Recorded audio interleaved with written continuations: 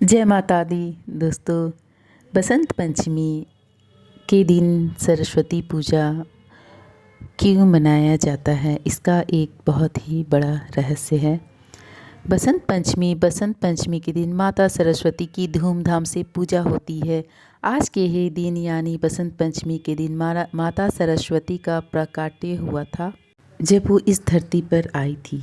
बसंत पंचमी मुख्य रूप से ज्ञान, संगीत और कला की देवी सरस्वती के जन्मदिन वस के रूप में मनाई जाती है, जो बसंत ऋतु के आगमन का प्रतीक है, जब प्रकृति में नवजीवन आता है और लोग पीले वस्त्र पहनकर, पीले व्यंजन बनाकर और विद्या की देवी की पूजा कर जीवन में सकारात्मकता और समृद्धि का स्वागत करते हैं, जिससे यह दिन शुभ कार्यों और शिक्षा के लिए शुरुआत के लिए विशेष माना जाता है। मान्यता है कि इस दिन ब्रह्मा जी ने सृष्टि में ध्वनि और ज्ञान भरने के लिए देवी सरस्वती को प्रकट किया था। जैसा कि पहले ही मैंने आपको बताया, यह दिन देवी सरस्वती को समर्पित है, जो बुद्धि, विद्या और रचनात्मकता की देवी है। छात्र और शिक्षक इस दिन उनकी पूजा करते हैं ताकि उन्हें ज्ञान, प्रतिभा और कौशल में वृद्धि मिले और वे जीवन में परम लक्ष्य को प्राप्त करें।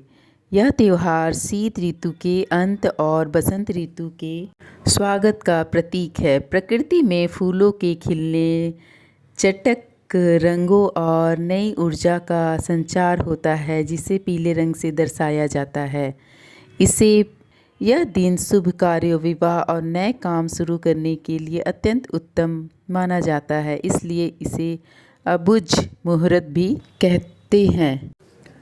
आज के दिन पीले वस्त्र पहना जाता है। जो लोग पीले वस्त्र पहनते हैं क्योंकि यह रंग देवी सरस्वती का प्रिय और बसंत का प्रतीक है। सरस्वती जी की पूजा कर उनसे ज्ञान और कला की आशीर्वाद मांगा जाता है। स्कूल, कॉलेज, शिक्षण संस्थान इसे बड़े उत्साह से मनाते हैं, जहां संगीत, नृत्य और कला की प्रस्तुति की जाती है। क्या आपको पता है शिवरात्रि तो शिव और पार्वती के विवाह का दिन होता है, और ये जो बसंत पंचमी होता है, इस दिन महादेव की तिलक की रस्म निभाई गई थी। माना जाता है कि माता पार्वती से शादी करने से पहले इस दिन उनकी सगाई हुई थी।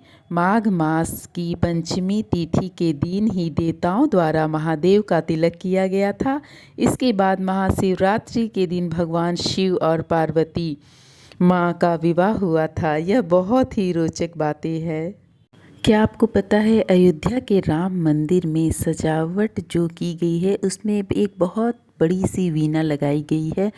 वो वीणा मुख्य रूप से सुप्रसिद्ध गायिका लता मंगेशकर को एक विशेष श्रद्धांजलि के रूप में स्थापित की गई है। अयोध्या में लता मंगेशकर चौक पर स्थापित यह 40 फुट लंबी और 12 मीटर ऊंची वीणा सुर कोकिला लता मंगेशकर की याद में बनाई गई है, जो भगवान राम की अनन्य भक्त थी। वीणा ज्ञान, कला और संगीत की देवी माँ सरस्वती का प्रतीक है। यह कला, संगीत और ज्ञान के प्रति समर्पण को दर्शाता है। सरस्वती माता को पीली या सफ़ेद साड़ी उनके सात्विक, ज्ञानमयी और पवित्र स्वरूप को दर्शाने के लिए पहनाई जाती है। सफ़ेद रंग पवित्रता, शांति और ज्ञान का प्रतीक है, जबकि पीला रंग उत्साह, उमंग और बसंत ऋतु की समृद्धि का प्रतीक है। ये रंग माँ को प्रिय है और ज्ञान व सकारात्मकता का संचार करते हैं। माता सरस्वती मुख्य रूप से सफ़ेद कमल पर विराजमान होती है, जो पवित्रता, ज्ञान और शांति का प्रतीक है। कुछ पारंपरिक चित्रों में उन्हें गुलाबी कमल पर भी दर्शाया जाता है, जैसा कि मैंने उन्हें गुलाबी कमल पर बैठाया है। कमल का फूल मुख्य रूप से पवित्रता, शुद्धता, सौंदर्य और ज्ञान का प्रतीक है। यह कीचड़ में खिलने के बावजूद बेदाग और सुंदर बना रहता है, इसलिए यह प्रतिकूल परिस्थितियों में भी दृढ़ता, आध्यात्मिकता और पुनर्जन्म का प्रतीक माना जाता है। यह भारत का राष्ट्रीय फूल भी है, जो सांस्कृतिक और आध्यात्मिक महत्व रखता है। हिंदू धर्म में यह लक्ष्मी, ब्रह्मा और सरस्वती जैसी दिव्य शक्तियों के साथ जुड़ा है। कीचड़ भरे पानी से ऊपर उठकर खिलना आत्मा की सांसारिक मोहमाया से ऊपर उठने की यात्रा को दर्शाता है। यह चुनौतियों से बावजूद बने रहने वाली सुंदरता और शक्ति का प्रतीक है। बौद्ध धर्म में यह शरीर, वाणी और मन की शुद्धता और आत्मा ज्ञान का प्रतीक है। प्राचीन मिस्र में इसे सूर्य के अस्त होने और फिर से उदित होने के कारण पुनर्जन्म और से जोड़ा जाता है।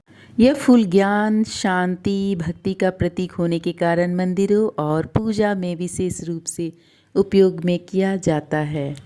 आप सभी को बसंत पंचमी की हार्दिक शुभकामनाएं। ड्राइंग और आप लोगों को जानकारी कैसी लगी कमेंट में बताइए।